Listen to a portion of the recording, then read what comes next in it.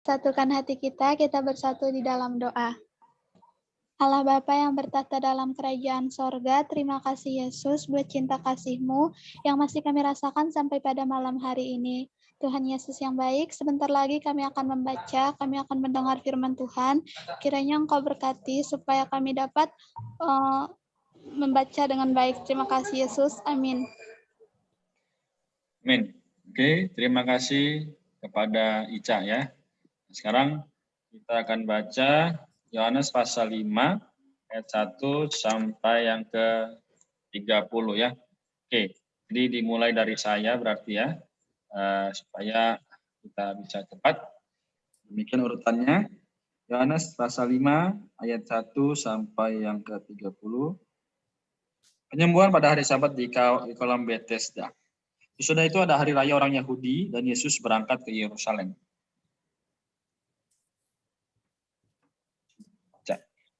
Oh iya Kak, ayat 2. Di Yerusalem dekat pintu gerbang domba ada sebuah kolam yang dalam bahasa Ibrani disebut Bethesda, ada 5 serambinya. Dan di serambi-serambi itu berbaring sejumlah besar orang sakit, orang-orang buta, orang-orang timpang, dan orang-orang lumpuh, yang menantikan goncangan air kolam itu. Sebab sewaktu-waktu turun malaikat Tuhan ke kolam itu dan menggoncangkan air itu, barang siapa yang terdahulu masuk ke dalamnya sesudah goncangan air itu menjadi sembuh, apapun juga penyakitnya. Ayat 5, di situ ada seorang yang sudah 38 tahun lamanya sakit. Ayat 6, ketika Yesus melihat orang itu berbaring di situ, dan karena ia tahu bahwa ia telah lama dalam keadaan itu, berkata ia kepadanya, "Maukah engkau sembuh?" Jawab orang sakit itu kepada Tuhan, "Tidak ada orang yang menurunkan aku ke dalam kolam itu apabila airnya mulai goncang. Dan sementara aku menuju ke kolam itu, orang lain sudah turun mendahului aku."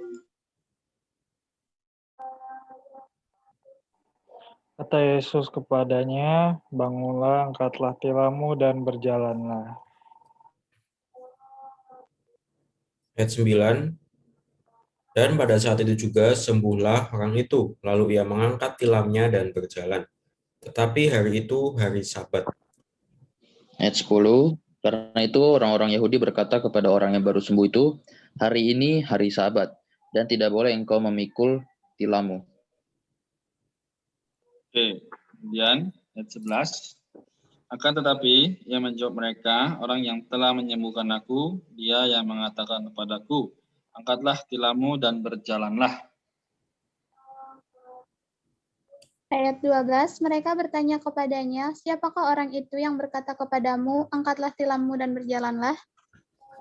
13, tetapi orang yang baru sembuh itu tidak tahu siapa orang itu, sebab Yesus telah menghilang ke tengah-tengah orang banyak di tempat itu. Ayat 14, kemudian Yesus bertemu dengan dia di dalam bait Allah, lalu berkata kepadanya, "Engkau telah sembuh, jangan berbuat dosa lagi, supaya padamu jangan terjadi yang lebih buruk." Ayat 15, orang itu keluar lalu menceritakan kepada orang-orang Yahudi bahwa Yesuslah yang telah menyembuhkan dia. 16, dan karena itu orang-orang Yahudi berusaha menganiaya Yesus, karena ia melakukan hal-hal itu pada hari Sabat. Tetapi ia berkata kepada mereka, "Bapakku bekerja sampai sekarang, maka aku pun bekerja juga." Sebab itu orang-orang Yahudi lebih berusaha lagi untuk membunuhnya, bukan saja karena ia meniadakan hari Sabat, tapi juga karena ia mengatakan bahwa Allah adalah Bapanya sendiri dan dengan demikian menyamakan dirinya dengan Allah. Saksian Yesus tentang dirinya.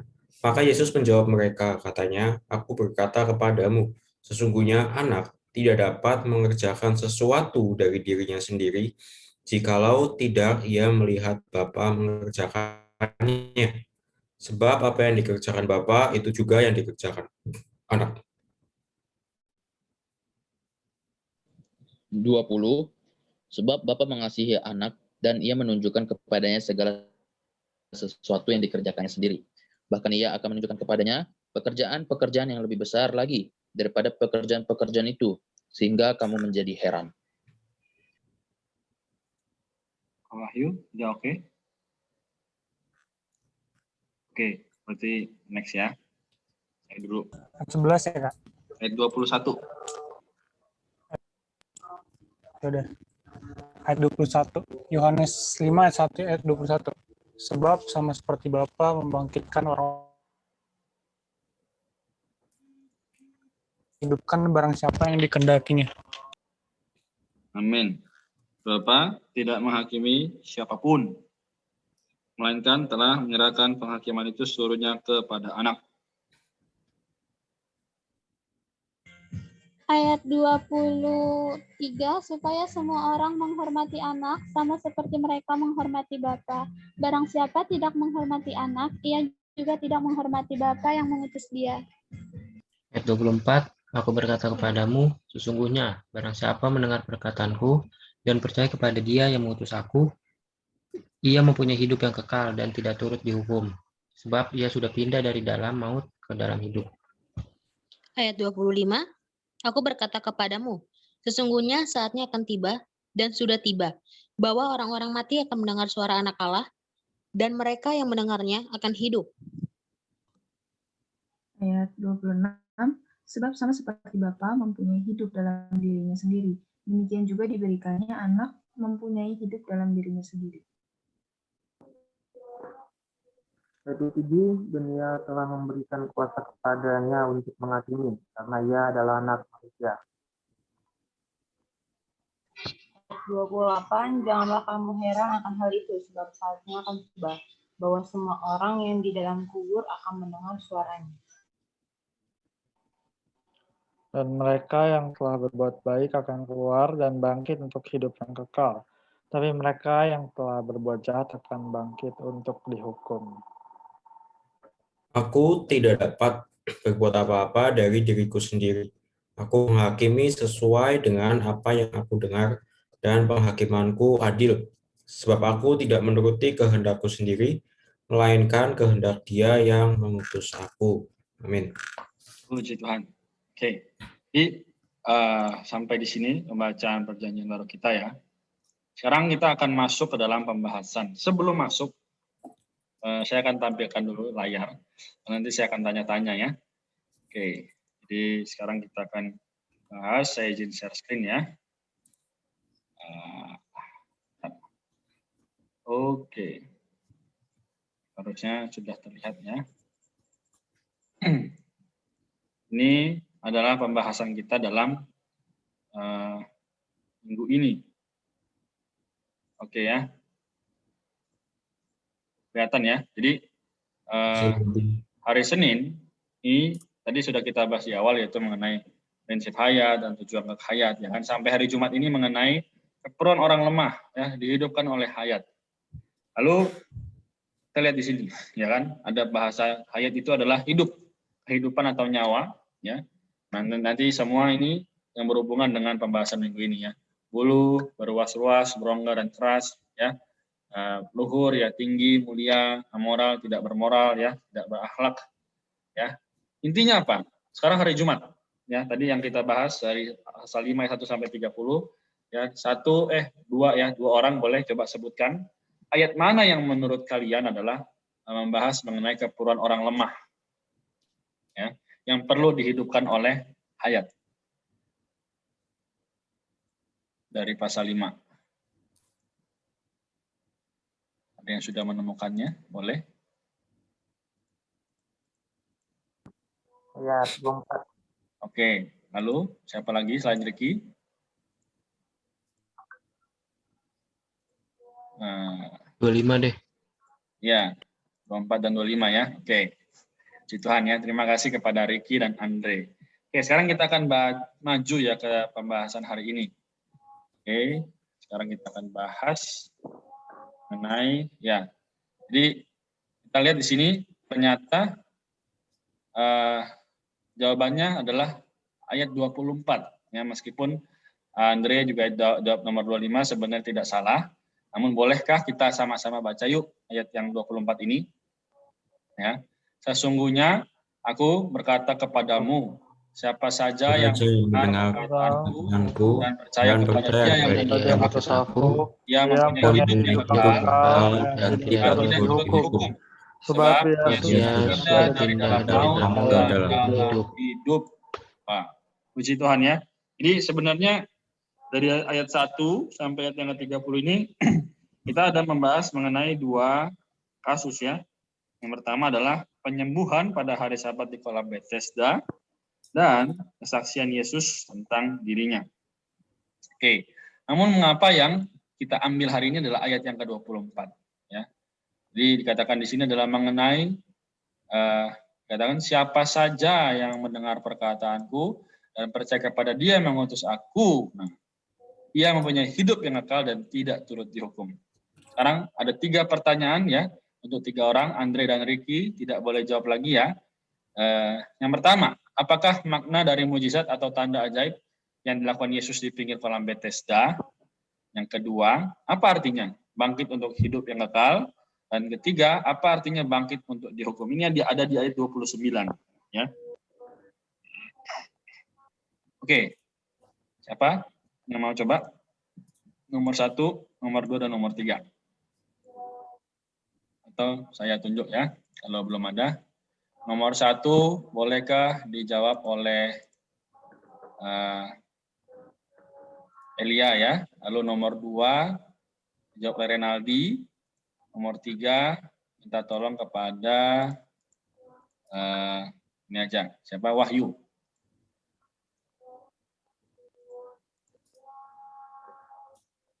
Oke. Elia bisa nomor 1 atau skip dulu? Bentar Kak, skip dulu Kak. Oke. Berarti ganti. Claudia, nomor 1 bisa?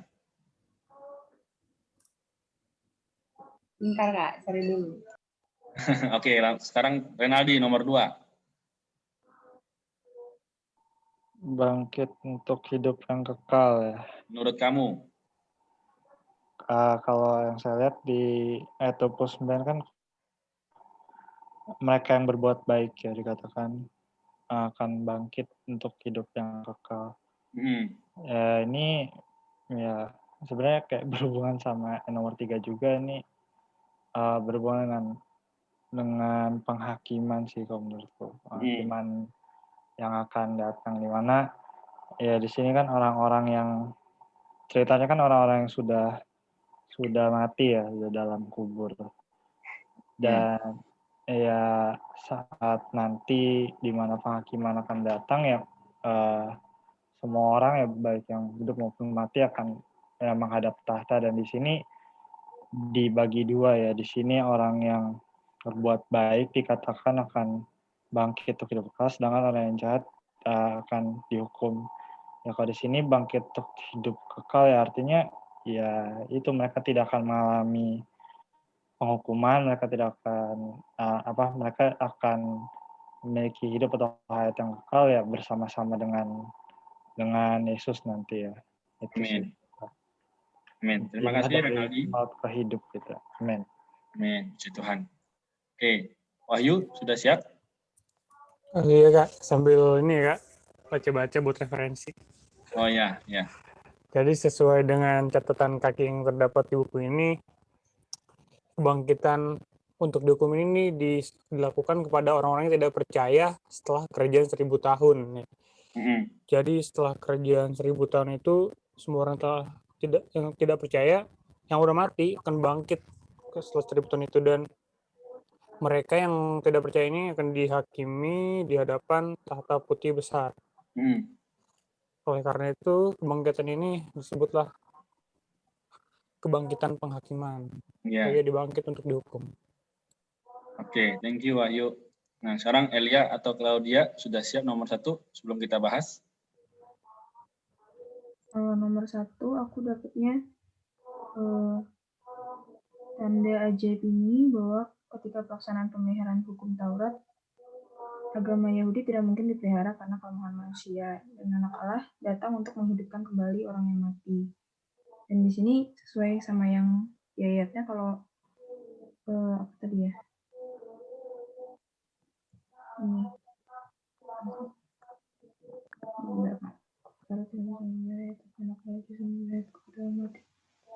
Intinya Tuhan di sini kan emang datang untuk menyelamatkan manusia, untuk menyembuhkan manusia, membangkitkan orang yang mati hayatnya itu untuk kembali ke dalam kehidupan bersama Tuhan itu, Kak. Amin. Tuhan. Oke. Kalau dia ada pandangan lain atau sama?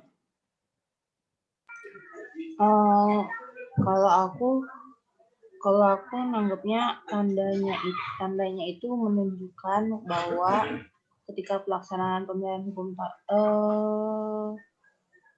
kalau di situ kalau aku nanggapnya tanda ajaib itu menunjukkan gimana waktu zaman itu hukum Taurat itu masih belum sepenuhnya benar istilahnya. Jadi dia masih mencakup dengan kemauan duniawi bukannya kemauan rohani sih, Pak. Makanya dikasih perumpamaan kayak gitu. Jadi kayak menunjukkan sebenarnya kitab hukum Taurat itu tidak sepenuhnya benar. Oke, thank you ya. Oke, sekarang kita bahas sama-sama supaya kita hemat waktu ya. Sekarang kita lihat nomor 1 dan 2, jawabannya apa? Ya, jadi di sini kita menyadari bahwa di dalam pertanyaan nomor 1 tadi, apa sih ya tanda ajaib itu? Ya, kalau tadi sudah dijawab oleh Elia dan Claudia, namun belum begitu lengkap ya. Jadi tanda ajaib ini membuktikan bahwa ketika pelaksanaan pemeliharaan hukum Taurat itu tidak mampu lagi yang dipelihara karena kelemahan manusia. Ya. Anak Allah itu, yaitu Yesus, datang dan menghidupkan kembali orang yang mati. Ya. Hukum Taurat nggak bisa memberi kehidupan. Atau kalau kita bilang tuh hari ini pengetahuan ya, juga pohon pengetahuan baik dan jahat ya, pikiran-pikiran manusia atau kita katakan sekarang filosofi itu nggak bisa memberi hayat atau kehidupan. Tapi Yesus atau anak Allah justru memberi hayat kepada orang mati. Ya, dia datang menghidupkan kita. Nah, teman-teman sekalian, menghidupkan di sini bukan berarti ada orang mati terus dihidupkan ya, tapi artinya adalah mengenai kematian rohani ya. Kalau kita baca bahwa firman Tuhan itu dikatakan adalah firman yang menghidupkan ya. Nanti di dalam Yohanes pasal yang ke-6 nanti kita akan bahas sebenarnya minggu depan. Di situ katakan apa? Roh dan hidup. Ya, jadi betul-betul kita membaca firman Tuhan itu seperti ada sesuatu yang stir up, sesuatu yang benar-benar membawa kita bangkit gitu. Hari ini aku lemah, aku tahu bahwa aku ini nggak bisa. Tapi ketika melihat firman Tuhan, ya kita benar-benar dibangkitkan. Nah, inilah apa yang dikatakan mengenai makna dari mujizat, ya. Sehingga Yesus perlu melakukannya di pinggir kolam Bethesda untuk mengingatkan atau mention kita hari ini supaya kita jangan percaya hanya kepada pengetahuan atau mengenai tadi katakan hukum Taurat, tapi perlu percaya kepadanya, nyanya besar ya.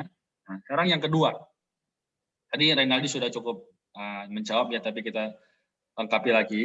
Jadi adalah kebangkitan kaum beriman yang beroleh selamat ya, sebelum kerajaan 1000 tahun. Nah, hari ini siapa yang sudah beroleh selamat ya? Kita semua harusnya sudah beroleh selamat ya.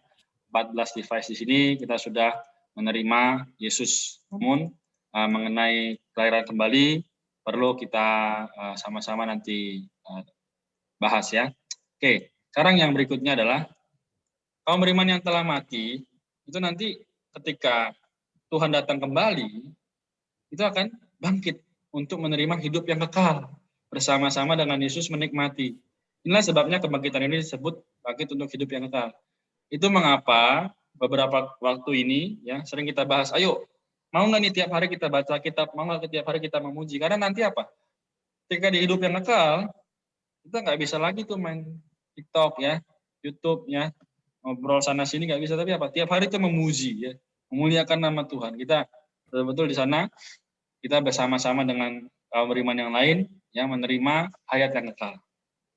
Oke, namun ini adalah kebalikannya dengan hidup untuk bangkit untuk dihukum ya. Yaitu adalah tadi Wahyu sudah jawab ya. Jadi sebenarnya semua tergantung dari bagaimana kita hidup hari ini. Ya. Today we live by what? Hari ini kita hidup oleh apa? Kita hidup oleh diri sendiri, kita hidup oleh keinginan, mimpi, ya, atau kita hidup oleh Tuhan. Nah, maka kita perlu menyadari satu perkara yang sangat sangat dalam maknanya, yaitu bagaimana supaya kita lihat di sini ya. Saya coba garis bawahi. Sebentar. Ya, inilah sebabnya kebangkitan ini disebut bangkit untuk dihukum. Karena apa? Semua orang yang tidak percaya yang telah mati akan bangkit setelah 1000 tahun itu. Ya sama seperti yang telah percaya. Tapi di sini apa? Dia akan dihakimi di tahta putih besar. Nanti teman-teman boleh baca sendiri di Wahyu pasal 20-nya ini ya. Nah, jadi ini bukan hanya membicarakan yang jasmani, tapi membicarakan roh yang dihidupkan ya. Membicarakan kebangkitan seluruh diri termasuk tubuh. Nah, jadi hari ini apapun yang kita kerjakan, ya maka Kolose 3 ayat 23 berkata apa? Ada yang masih ingat Kolose 3:23? Ada yang hafal? Ini harusnya jadi ayat mas kita sering ya, yaitu apapun yang kamu kerjakan, kerjakanlah seperti untuk Tuhan dan bukan untuk manusia. Jadi moga malam ini kita semua kembali dicelikan, kembali disadarkan bahwa memang untuk kehidupan kita harus betul-betul menyerahkan ya segala yang kita punya, segala yang kita telah lakukan adalah untuk Tuhan. Oke, sekarang saya coba tampilkan satu ini lagi ya, ayat supaya kita lebih mendalami apa sih yang mau dibicarakan dari kitab Yohanes pasal yang kelima ini. Saya izin pakai beberapa menit ya, lalu nanti teman-teman boleh membagikan atau bertanya ya dari apa yang didapat. Oke, sebentar. Di sini kita akan lihat ya, saya akan izin share screen. Ya. Jadi pasal 5 ini ya bicara bagaimana mengenai ini kekurangan agama memelihara hukum Taurat dan kelimpahan pemberi hayat adalah Allah Putra. Jadi dikatakan seorang sudah 38 tahun ya lamanya sakit. Berarti di dalam kehidupan rohaninya tiap hari itu nggak bisa menikmati Tuhan. Ya, tiap hari itu dia nggak bisa menjamah firman Tuhan. Ya, ini lambang. Nah, di sini ketika kita lihat adalah catatan kakinya. Bagi orang yang sakit dan lemah tidak ada kesenangan meskipun pada hari raya, juga tidak ada perhentian meskipun pada hari Sabat. Artinya apa? Meskipun ada kita sama-sama membaca kitab, orang yang mati rohaninya itu, yang sakit rohaninya, nggak ada rasa senang, nggak ada mendapatkan berkat, karena nggak bisa merasakan. Kan kalau kita sakit nih misalnya ya, kita nih kalau makan rasanya hambar, ya nggak? Mau makan bakso kek, rasanya nggak ada. Mau makan yang pedas-pedas juga nggak ada rasanya, ya kan? Sampai seperti itu. Dan demikian pun dengan kehidupan rohani. Kalau hari ini kita sakit, ya saya nggak bisa tuh. Maka saya perlu apa? Ayat yang ke-7, ya dikatakan, Tuhan, tidak ada orang yang menurunkan aku ke dalam kolam itu ketika airnya mulai terguncang. Dan sementara aku menuju kolam itu, orang lain sudah turun mendahului aku. Artinya, orang itu tahu bahwa dia perlu menjamah Tuhan, tapi nggak ada yang nolongin. Nah, hari ini kita semua kan sedang saling menolong, ya kan? 14 orang ini kita sama-sama menolong, ya. Ayo kembali pada Tuhan. Ayo kita sama-sama belajar untuk mengasihi Tuhan. Supaya apa? Kita tidak menjadi orang yang hanya duduk, ya, diam di pinggir kolam, tapi kita terjun, kita masuk ke dalam firman, kita disembuhkan, kita dibangkitkan oleh firman itu. Ya, jadi sehingga meskipun banyak tugas, ya sibuk sana sini, ya kita nggak bisa ada waktu bernafas misalnya, untuk ke toilet aja nggak bisa, ya kan? Tapi kita apa? Di dalam kesibukan kita itu kita mengalami kelimpahan sukacita, ya kan? Karena ada firman yang betul-betul menjamah kita. Nah, di sini katakan apa? Kata Yesus kepadanya, bangunlah, angkatlah tikarmu dan berjalanlah. Nah, hari ini angkatlah segala kegundahanmu, kesibukanmu, dan berjalan menikmati aku bersama-sama dengan aku. Tuhan berkata demikian kepada kita hari ini. Maukah kita menjawabnya? Ya. Jadi itu supaya kita boleh sama-sama menikmati firman Tuhan yang menghidupkan dan memberikan hayat. Haleluya. Oke, saya sampai di sini. Adakah teman-teman yang ingin bertanya atau bersaksi daripada apa yang dibaca? Ada? Raul? Andre? Rinaldi? Oke. Atau yang mau bertanya silakan. Atau ada tambahan dari teman-teman, baik Kak Yohanes, Kak Eva, Kak Eko.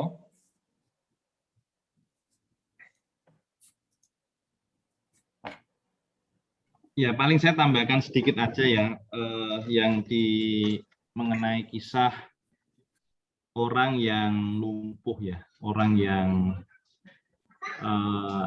dikatakan di sini dia ini sudah 38 tahun, dia menunggu di tepi kolam Bethesda, ya kan?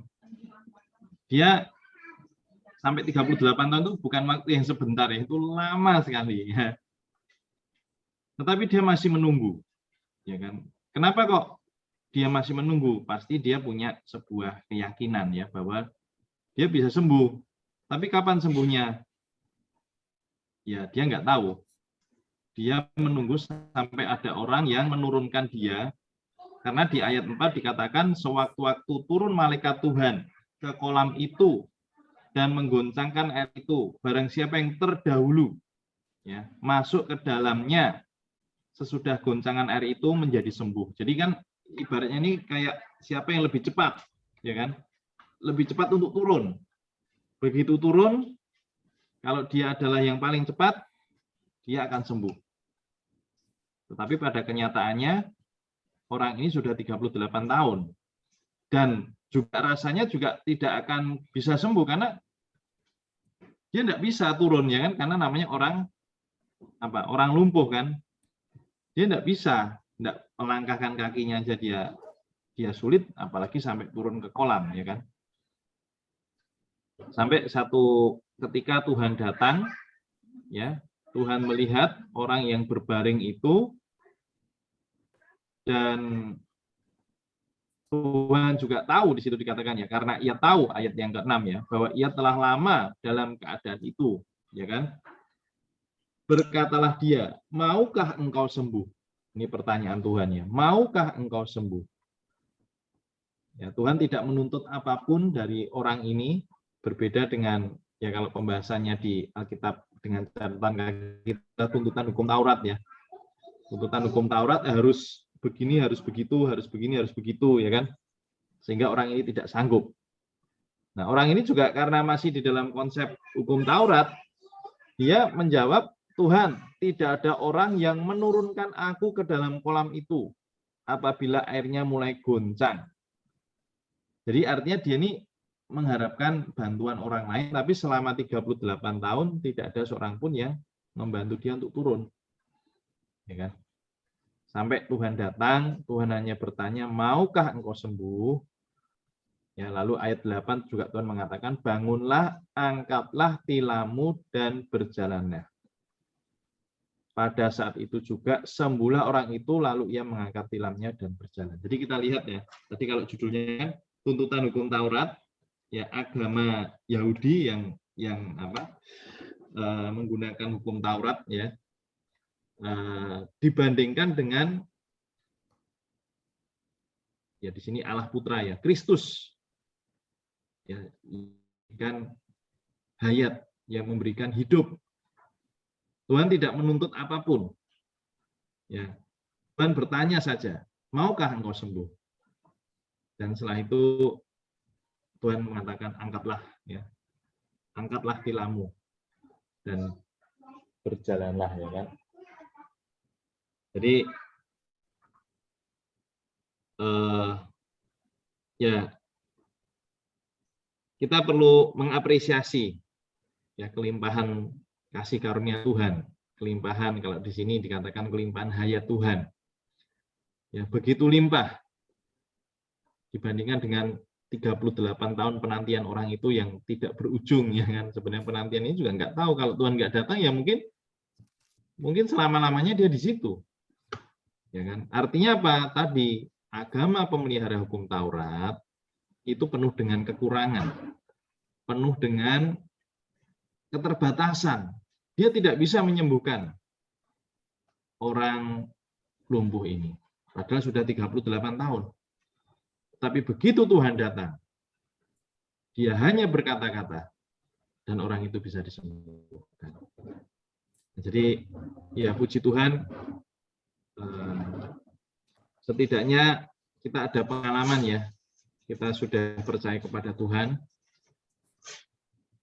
Kita juga telah menerima karunia keselamatan yang dari Tuhan. Ya, jadi ya keperluan kita hari ini ya tetap tinggal dalam prinsip ini. Prinsip kasih karunia. Keselamatan adalah kasih karunia. Keselamatan adalah pemberian Tuhan. Nah, keselamatan ini diberikan kepada kita sebagai ya hayat Tuhan yang disalurkan kepada kita. Nah, karena itu tadi juga kalau kita ayat 24 ya, itu kuncinya di situ juga ya. Sesungguhnya barang siapa mendengar perkataanku. Ini kan orang lumpuh ini mendengar perkataan Tuhan ya. Dan percaya kepada Dia yang mengutus aku, dia mempunyai hidup yang kekal. Ya, dia mempunyai hayat yang kekal. Ya. Yaitu hayat Allah sendiri, kehidupan Allah sendiri. Yang kita terima melalui kita mendengar. Ya, jadi penting sekali nih telinga kita ini. Telinga yang mendengar. Hanya melalui mendengar. Ya, kalau hukum Taurat tadi meminta, ayo harus masuk ke kolam. Paling cepat sembuh. Kalau lambat sedikit tidak sembuh. Itu tuntutan kalau hukum Taurat. Ya, prinsip tuntutan. Tuhan tidak menuntut kita. Tuhan memberikan kepada kita justru kasih karunia-Nya. Cuma satu, kita perlu kerjasama ini. Telinga yang mendengar. Ya. Telinga yang mendengar dan hati yang percaya. Ya, apa yang tidak mungkin bagi manusia, bagi Allah adalah mungkin. Selama 38 tahun orang ini tidak bisa sembuh, begitu Tuhan datang, dia mendengar, dia disembuhkan. Jadi mari setiap kali kita membaca Alkitab, ya kita juga berdoa pada Tuhan. Ya Tuhan, ini telingaku ini perlu mendengar. Ya. Ketika telingaku mendengar, buatlah hatiku juga percaya, dan aku akan mendapatkan hidup yang kekal, hayat yang kekal. Ya, Tuhan sendiri sebagai hayat yang kita terima masuk ke dalam kita, ya, berumah di dalam hati kita, sehingga kita hidup itu bukan berdasarkan kekuatan kita. Kalau kita hidup berdasarkan kekuatan kita, kita pasti nggak mampu. Kita seperti orang lumpuh tadi, 38 tahun menanti kesembuhan juga nggak sembuh-sembuh. Ya, tapi kita sebenarnya tinggal ini aja, tiap hari belajar terbuka. Ya, telinga terbuka, hati terbuka, ya. Setiap kali kita baca Alkitab, Tuhan berikan telingaku, telinga seorang murid. Ya, hatiku adalah hati yang juga mau percaya kepada perkataan firman. Ya, puji Tuhan untuk kasih karunia Tuhan ya, yang berbeda dengan tuntutan hukum Taurat. Ya, kasih karunia Tuhan itu menyuplai kita, memberi kekuatan kepada kita. Ya, oke, saya pikir itu saja tambahan dari saya, si Tuhan. Amin. Terima kasih, Kak Eko. Oke, teman-teman kita tutup dulu karena sudah lewat 4 menit ya. Nanti kita akan bahas lagi ke depan. Jadi semoga pembahasan malam ini boleh menguatkan kita semua. Ya, apapun yang terjadi, asal kita mendengar Tuhan datang kepada kita dipulihkan dan disembuhkan. Terutama sakit yang di dalam ya, sakit batin atau sakit yang mulai membuat kita sulit untuk bisa bersuka cita. Oke, saya minta tolong kepada teman kita untuk berdoa ya, pada saudara Renaldi, dipersilakan untuk berdoa, bisa? Oke. Teman-teman, mari kita tutup dalam doa. Amin. Tuhan Yesus, mengucap syukur atas kasih karunia-Mu pada kami. Tuhan, kami yang mungkin hari ini lemah, bahkan Tuhan kondisi rohani kami mungkin mati. Terima kasih atas diri-Mu yang mau terus, Tuhan, datang pada kami, bahkan mau belajar juga terus terbuka tiap hari pada-Mu Tuhan. Hari demi hari terus datang, baik melalui firman, setiap doa-doa kami, Tuhan, sehingga kami bisa menerima hayat yang kekal dari diri-Mu Tuhan. Sungguh bukan melalui usaha kami, kami tidak mampu, melainkan karena kasih karunia-Mu Tuhan. Sungguh berkati juga untuk teman-teman kami yang mungkin masih berhalangan hadir. Tuhan kira juga tetap jaga untuk setiap kami untuk setiap kegiatan selanjutnya, juga untuk hari-hari ke depan, kiranya bisa terus bersandar pada diri-Mu. Ucap syukur padamu Tuhan, dan kami berdoa. Amin. Amin. Oke, terima kasih. Teman-teman,